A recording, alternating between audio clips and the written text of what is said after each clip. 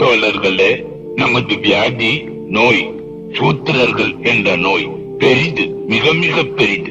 இது புத்தி தொழுநோய் போன்றது, வெகு நாளைய நோய். இதுக்கு ஒரே ஒரு மருந்து தான், அது இஸ்லாம் தான். இதை தவிர வேறு மருந்து இல்ல. இது இல்லாட்டி வேதனைப்பட வேண்டியதான். ஆமா, தூக்கம் மருந்தும் போத மருந்தும் கொண்டு நோய் இம்சை தெரியாம நாளும் பணம் போல கலக்க வேண்டியதான்.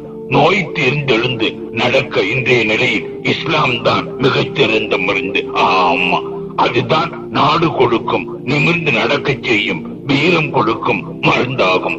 இஸ்லாம் என்றால் முகமது நபிகள் மதம் என்றோ, இங்கு லுங்கி கட்டி கொண்டு அளந்து தாடி வைத்துக் கொண்டிருக்கும் சாஹிபு, ராவுத்தரு, மரைக்கார், மாப்பிள்ளை என்கின்றவர்கள் மதம் என்றோ கருதி விடாதீர்கள். இஸ்லாம் என்பது சாந்தி, பணிவு, பக்தி என்ற பொருள்படும் அரபு சொல்.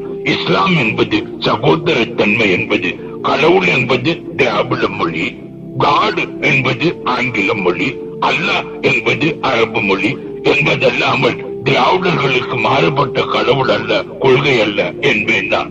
மதங்களை விபூதி பூச்சு, நாம, ஒத்து குழுமி இவைகளை கொண்டு நிர்ணயிப்பது போல் இஸ்லாத்தை தலமொட்ட, தாடி, லுங்கி முதலியவைகளை கொண்டு நிர்ணயிக்காதீர்கள்.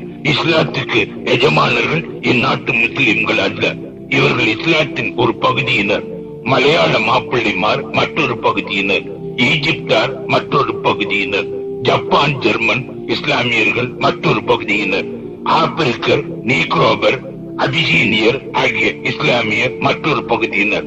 இவர்கள் இத்தனை பேருக்கும் ஒரே கடவுள், அதுவும் உருவம், பெண்டு, பிள்ளை, சோறு சாறு வேண்டாததும் அற்றதுமாகும்.